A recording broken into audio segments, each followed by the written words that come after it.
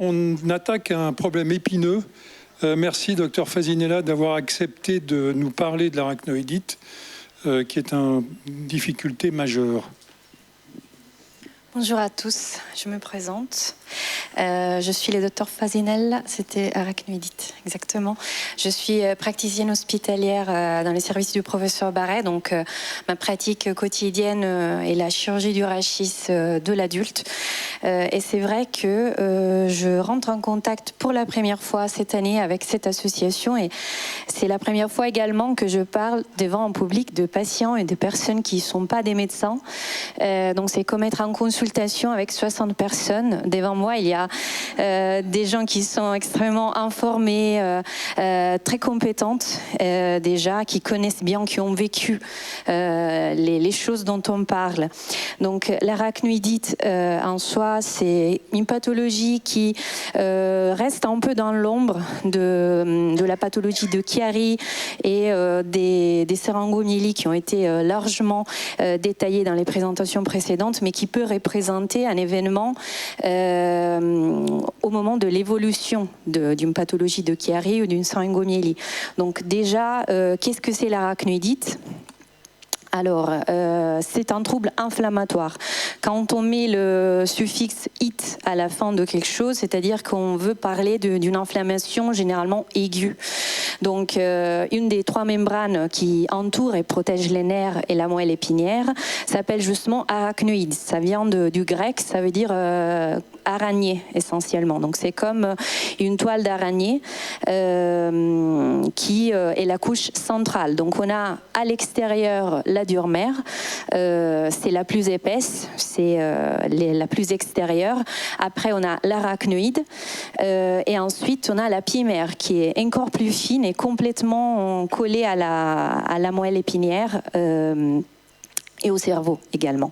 Donc le processus pathologique est un processus inflammatoire qui peut être causé, comme on verra après, par beaucoup d'éléments et des facteurs, dont les interventions chirurgicales, les traumatismes et les infections. Donc l'arachnoïde en soi, comme je viens de vous dire, contient le liquide céphalorachidien. Vous voyez ici, il y a une petite représentation. Vous voyez cette espèce de membrane semi-transparente à l'intérieur duquel le liquide céphalorachidien circule. C'est un liquide qui est riche d'enzymes, de protéines, de substances nutritives pour les systèmes nerveux. Le professeur Barret vous a bien déjà entraîné à les images intraopératoires. Je pense que celle-ci est moins choquante. Vous avez juste une petite membrane que vous voyez, elle recouvre les nerfs à l'intérieur et la dure-mère elle est juste ici en fait, c'est la plus extérieure et puis vous avez l'arachnoïde ici. Donc il sert à quoi le liquide céphalorachidien qui circule à l'intérieur? Il sert à assurer la fluidité, à protéger et à amortir tous les mouvements que les systèmes nerveux peuvent subir à l'intérieur de la boîte crânienne et du canal rachidien. Donc l'arachnoïde en soi, qu'est-ce que ça arrive face à une agression? Cette membrane, elle peut répondre. C'est une membrane réactive qui peut donc déclencher un processus qui va altérer la dynamique des fluides. Donc, si on imagine que cette membrane, elle peut réagir, elle peut devenir l'origine d'un problème, comme par exemple l'origine ou l'aggravation d'une sérangomyélie déjà existante, ou encore ça peut être la conséquence d'une problématique de Chiari, d'une personne qui a été opérée pour un Chiari, pour une sérangomyélie, ou qui a subi n'importe quel type de chirurgie pour une problématique médulaire ou rachidienne. Donc, de la normalité, on a l'image qu'on vient de voir avant. Et ça, c'est ce qui arrive avec l'arachnoïdite. Donc, vous voyez, la moelle épinière, elle est bien au centre du canal rachidien dans la normalité, bien entourée par sa membrane, avec les liquides qui circulent. À un moment, il y a cet développement anarchique, cicatriciel et fibreux de cette membrane qui crée des espèces de micro-poches d'accumulation liquidienne qui vont refouler complètement la moelle ou encore la tracter. Donc la moelle, elle n'a plus le même espace pour fonctionner comme il faudrait. Donc type étiologie d'arachnoïdite, on a des arachnoïdites primaires, donc on les appelle idiopathiques quand on ne sait pas d'où ça vient, on les appelle idiopathiques, c'est des épaississements fibreux. Il y avait des études histologiques qui ont été conduits sur plusieurs spécimens où ça se voyait que déjà dans les adultes, l'épaisseur de l'arachnoïde, il était déjà majeur par rapport aux enfants, il était également majeur chez les personnes opérées. Et puis on a toutes les arachnoïdites secondaires qui représentent évidemment la grosse majorité. Donc c'est des personnes qui ont été par exemple opérées ou qui ont subi des ponctions lombaires répétées. Quand on parle plutôt des arachnoïdites lombaires, après on a des personnes qui ont subi des traumatismes directs, donc des fractures, quelque chose qui a abîmé directement les nerfs et les rachis. Les infections, donc présence par exemple de virus ou de bactéries comme des méningites, des tuberculeuses, en fait ce sont des processus inflammatoires qui vont augmenter la viscosité et l'épaisseur du liquide céphalorachidien. Donc ça peut favoriser les déclenchements d'un processus inflammatoire également, sans oublier aussi les compressions chroniques. On a des personnes qui souffrent d'arthrose, de pathologies dégénératives différentes et diverses, et qui peuvent également présenter des arachnoïdites comme complications et dans les suites et au décours de cette pathologie. Donc pourquoi on peut mettre l'arachnoïdite en lien avec la syringomyélie? Le professeur Barret, vous avez fait un bon détail sur la physiopathologie du liquide céphalorachidien, de la formation d'une syrinx, mais comment la présence d'une adhérence cicatricielle peut contribuer. Ça va naturellement avec le fait que le liquide céphalorachidien, il suit les battements du cœur globalement. Donc à chaque fois que le cœur bat, il y a une pulsation. Cette pulsation, naturellement, peut rencontrer les adhérences qui sont provoquées par l'arachnoïdite. Donc le liquide, il rencontre des obstacles et des blocages. En plus de ça, ça peut se surajouter à un trouble veineux, donc surtout de résorption sanguine et donc un problème vasculaire qui aggrave cette accumulation de liquide. Donc ça crée des microcystes inflammatoires qui peuvent commencer à grandir, à se remplir et à se gonfler. Donc soit en aggravant une syrinx déjà présente, soit en créant une cavité syringomyélique. Également, pourquoi ça peut représenter une complication d'une chirurgie de Chiari, parce qu'il y a beaucoup de gestes que nous, les chirurgiens, comme on vous a montré avant, on réalise pendant la chirurgie. On ouvre la dure-mère déjà, on est obligé pour créer la placie d'agrandissement, on doit la resuturer avec un patch. Donc le fait en lui-même d'utiliser un patch, que ce soit autologue, donc pris de nos propres tissus fibreux ou encore synthétiques, c'est ce qu'on a l'habitude d'utiliser dans notre service. Ça peut quand même déclencher une réaction inflammatoire. Également les fuites de LCR.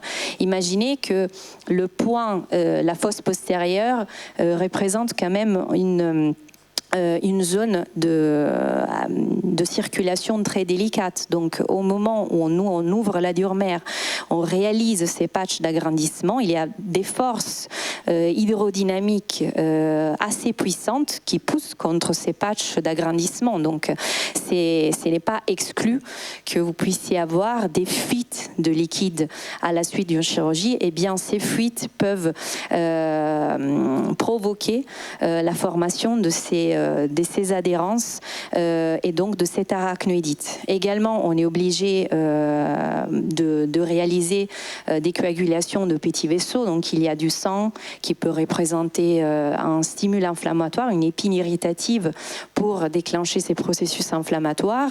Ou encore, comme on vous disait avant, on doit coaguler, donc essayer de faire réduire le volume des amygdales cérébelleuses. Donc, la même coagulation, le même fait de coaguler, d'utiliser une coagulation bipulaire, ça relâche de la chaleur essentiellement. Ça peut également représenter une épine irritative.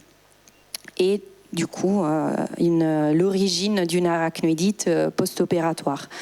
Les signes et les symptômes d'une arachnoïdite sont des signes de compression de la moelle épinière. Vous l'avez vu dans l'image précédente, toute refoulée d'un côté. Donc c'est une moelle épinière qui subit une compression. Donc ça peut déclencher des symptômes à la fois sensoriels, à la fois moteurs, donc des douleurs chroniques persistantes, des cris comme des décharges électriques, des sensations de brûlure ou des picotements dans les bas du dos, dans les membres inférieurs, mais encore de la faiblesse musculaire, donc tout ce qui concerne la force musculaire en elle-même, des crampes, des spasmes musculaires, des mouvements involontaires. Et puis, on a d'autres manifestations comme les acouphènes ou les maux de tête qui vont avec l'altération à la libre circulation du liquide céphalorachidien provoqué par la présence d'une adhérence, d'un blocage, des dysfonctionnements de la vessie ou des intestins, donc de ce qu'on appelle le système nerveux autonome qui contrôle pas les mains et les muscles de notre corps, mais il contrôle justement la contractilité des sphincters vésicales ou anales, ou une douleur accrue lors d'une position assise prolongée, donc des douleurs posturales. Le diagnostic radiologique, comme on disait, se base aujourd'hui pratiquement sur l'IRM à haute résolution, complété par une IRM ciné qui étude le flux de LCR. Auparavant, on réalisait beaucoup plus de myélographie ou encore des ponctions lombaires pour l'étude de la composition biochimique du LCR, mais à ces jours, le diagnostic repose pratiquement uniquement sur l'IRM. Ici, vous avez quelques images radiologiques. Vous voyez une moelle épinière un peu tortueuse à cet endroit-là, alors qu'ici, elle est parfaitement rectiligne. Ici, elle est toute tordue par la présence de ces adhérences, avec un petit zoom ici. Elle n'a plus essentiellement la forme régulière d'un cordon. C'est comme on l'appelle aussi en médecine, un cordon médulaire. Donc ici, par exemple, c'est une section horizontale d'un canal rachidien avec la moelle épinière au milieu, qui est bien arrondie, bien symétrique. Et ici, c'est dans un cas d'arachnoïdite. Vous voyez qu'il y a des petites poches qui se sont formées, et là où elle est complètement écrasée, complètement affaissée. Les terrains individuels peuvent jouer un rôle. Au-delà de la chirurgie, au-delà du fait d'avoir eu une chirurgie de Chiari ou pour syngomyélie, donc il y a une hypersensibilité inflammatoire, donc une espèce de prédisposition génétique à surcicatriser, ainsi qu'une fragilité tissulaire. Par exemple, également pour les patients qui sont diagnostiqués de syndrome d'Ehlers-Danlos, c'est un syndrome avec une déficience de production de collagène qui crée une fragilité des tissus fibreux de notre corps, dont l'arachnoïde, auquel s'associe également une hypermobilité articulaire qui crée donc des espèces de microtraumatismes quotidiens, des espèces de frottements du cordon médulaire contre l'arachnoïde ou encore de l'entièreté du contenu rachidien contre les vertèbres au mouvement et même pour des mouvements très très simples de la quotidienneté.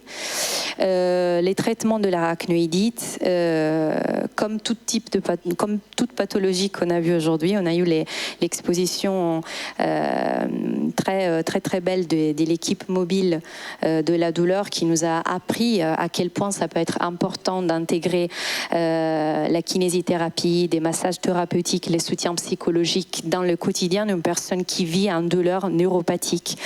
Donc on a évidemment des médicaments, on a des neuroleptiques, on a des anti-inflammatoires, des antalgiques, des myorelaxants qui sont utilisés, bien maîtrisés par tous les professionnels qui ont l'habitude de gérer ces traitements. Au-delà de ça, il y a également la neurostimulation. C'est une procédure chirurgicale qui consiste à l'implantation d'un électrode qui stimule la moelle épinière pour envoyer des signaux électriques pour bloquer la douleur. et qui peut également être intégré dans la prise en charge globale de la douleur neuropathique. On se dit c'est une problématique qui vient possiblement d'une chirurgie. Est-ce qu'il y a une chirurgie pour l'arachnoïdite? Oui. La procédure en soi s'appelle arachnoïdolyse, qui veut dire liser, donc ouvrir, sectionner chirurgicalement les adhérences pour libérer la moelle épinière et faire récirculer correctement le liquide céphalorachidien. C'est toutefois une solution à laquelle on pense en deuxième ligne, parce qu'elle a une efficacité variable et c'est quand même une intervention risquée qui est indiquée quand l'arachnoïdite elle est quand même localisée. Il y a des cas d'arachnoïdite panrachidienne ou panmédulaire sur laquelle on n'a pas pouvoir d'intervenir. On ne peut pas opérer toute la colonne vertébrale, mais s'il y a une, deux adhérences bien localisées sur un segment vertébral, ça ouvre l'espace à un geste chirurgical, sans oublier le piège de la fibrose, donc qui est le fait lui-même d'aller réouvrir, libérer, toucher, coaguler, etc. Ça peut encore quand même faire récidiver la situation quelques mois ou quelques ans plus tard. Donc les messages clés de cette présentation que je voulais vous laisser, c'était que l'arachnoïdite est une complication connue des chirurgies dont vous avez tous entendu parler ces jours, donc nécessite une surveillance active. Heureusement, on a la possibilité de la visualiser très bien sur les IRM, donc vous allez tous faire des suivis radiologiques avec des IRM, ça se voit. C'est pas quelque chose qui passe inaperçu, surtout avec les IRM à haute résolution, en 3D, etc. Votre douleur et vos symptômes sont des signaux, donc s'il y a un changement de douleur, il y a un changement d'un symptôme, un nouveau symptôme qui apparaît, ça peut être l'indication pour une nouvelle explication radiologique, donc pour rapprocher aussi un contrôle, un suivi radiologique. Et comme on l'a vu également avant, l'avenir est toujours multidisciplinaire. Les avancées viendront de la collaboration avec également les équipes de neuroradiologie, interventionnelle, immunologie, parce qu'il faut quand même creuser encore dans les origines auto-immunes de cette pathologie. Merci à tous de votre écoute.